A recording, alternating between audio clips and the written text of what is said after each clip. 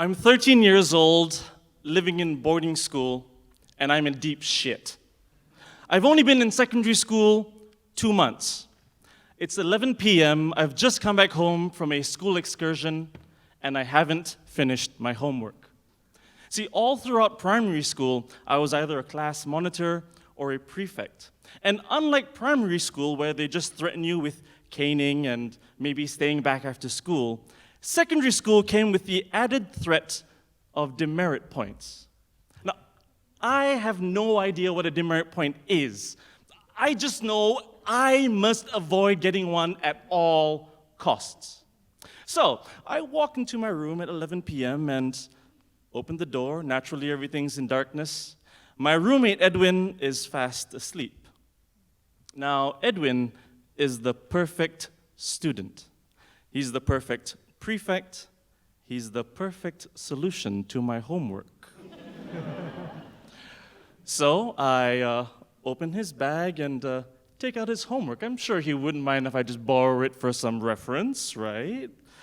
So a couple hours in, I'm still sat at my cheap wood bedside laminate table, and I'm just not getting through my homework.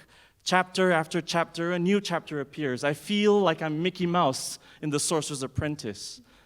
My pen gets slower and slower, and outside, the street gets quieter and quieter. I decide I can't do this anymore. I'm going to put his books back in his bag while he's asleep. I'll set my alarm for 5:30 before Edwin wakes up. That way, I'll have enough time to finish my work before school starts at 7:30. I go to sleep. A couple hours later, my alarm rings. I wake up, and it's a lot brighter than it should be for 5:30. I look over, and Edwin's bed is made. I take my alarm clock and I look at it. It says 7:30. I set my alarm clock for the wrong time. Shit. Well, that's it then. 2 months into secondary school. I'm 13 years old, and I'm going to get a demerit point not only for unfinished homework, but for coming late to school. I'll probably turn to a life of crime, drugs, and murder. Then again, this 13-year-old is not going down without a fight. I decide, all right then, I'll just call my dad. I'll pretend I'm sick. I'll get an MC, and everything will be okay. Everyone wins, right? So I go out to the hallway, to the dorm living room, and I put 10 cents into the blue public telephone, and I put on my best sick voice. Dad, I don't feel so good. I don't know. I don't know. My head hurts. And my tummy is just... I can't, Dad. I just can't. Now, I'm the youngest of 3 children and the most spoilt. And by this point, I know I have my dad wrapped around my little finger.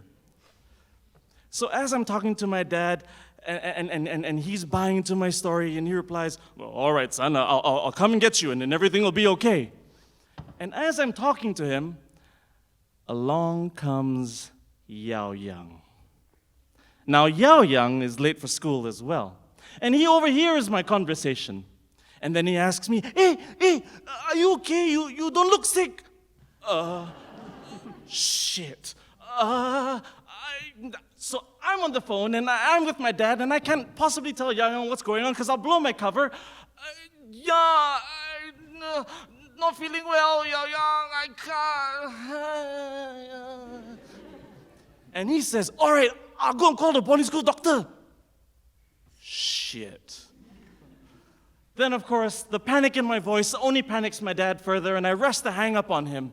I run back into my room, and moments later, my room that's only meant for 2 people is soon filled with the housemaster, the 3 house tutors, Edwin, the doctor, my dad, fucking Yao Yang, and me. That's 9 people in a room meant for 2, and at least 8 of them are genuinely concerned for my health. So then, the doctor takes my temperature and he begins to perform his physical exam, as, doctors are supposed to do. And he feels me all over, and for some reason, I decide to commit to having a tummy ache. And then he presses somewhere around here, and I instinctively go, Tears fall, and I'm moaning and I'm groaning, and he does it again, and instinctively,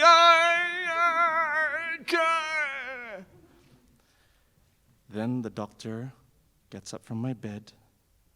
He looks my father dead in the eye, and he says, "Mr. Haque, you're going to need to take your son to the hospital immediately."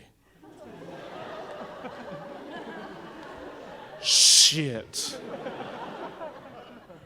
My dad then picks up my lifeless body, puts me into the back seat, and we rush down to the Singapore General Hospital emergency room.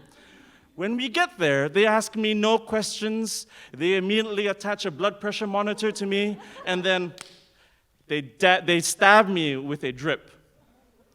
I then pass out. A couple hours later, I wake up, and I'm in a bed, and it's a different room altogether, and I'm covered with a dull pink hospital blanket.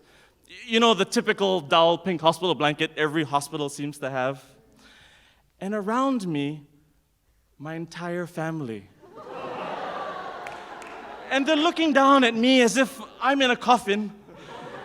Their brows creased. I'm looking up at them. And really, by this point, I could say, "Oh, hey, hallelujah, it's a miracle, I'm okay." But I'm in too far and it's too late to quit. Soon, the doctor comes in with a plastic clipboard, and he insists I sign it. Really, at this point, I just want my MC, and I just want to go home. He says, no, sign it. It's important that you sign it. So I sign it, and then I read it. "I have just signed up for elective surgery to remove my appendix." Oh, shit. A couple hours later, I'm under general anesthetic, and the deed is done. When I come to at night, still drugged on my general anesthetic, my dad tells me that when they cut me open and they looked at my appendix, lo and behold, there was nothing wrong with it. So what do you know, right? But, being the generous doctors that they are, they decided to take it out anyway. So, unlike my circumcision when I was 3 days old, I am now even less of a man than I was 24 hours ago. And I even have the scar to prove it. Thank you.